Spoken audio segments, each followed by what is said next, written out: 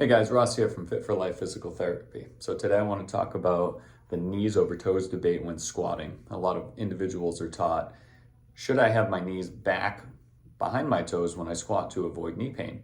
And that really became popular over the last 25, even 20 years. And there is some merit to it. There are some individuals that probably shouldn't squat deep, but for the most of us, we should be able to squat very deep, and we should have a deep hip angle versus a knee angle, and we'll talk about that in just a minute.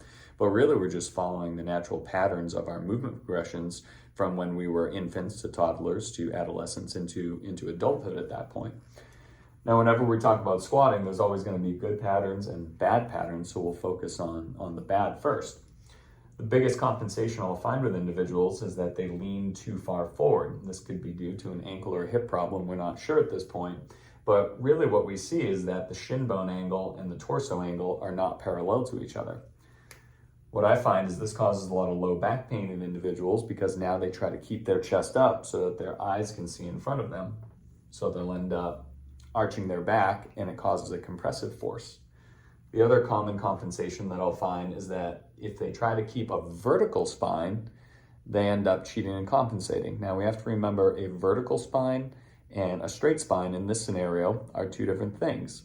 We want to be able to have the natural curvatures in our spine, so that's what we mean by straight, not necessarily vertical. So if the individual doesn't have the required range of motion to get the hips down, what they'll do is they'll actually raise the heels off the ground so that the hips can sit down lower, but that puts a lot of compressive force in their knees. So that actually ends up being more detrimental to them in the end. Now, if we're looking at our good squatting patterns, really what we should see is that the ankle angle and the hip angle really should be equal to each other, or at least we want to say the foot and the thigh are parallel, and then the shin bone and the torso are going to be are parallel at that point as well.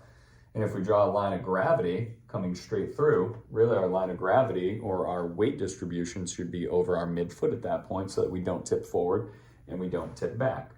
Now, there are individuals that do have enough range of motion and mobility so that they can stay a little bit more vertical, but they still have a natural spine orientation coming down like so. So again, they're distributing the weight the way that they should. So, a lot of range of motion would be more of a resting squat position.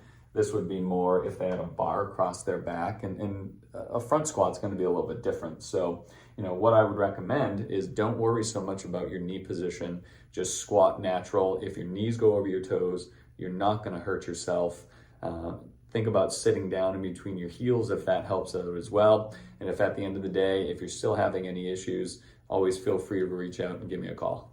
Thanks.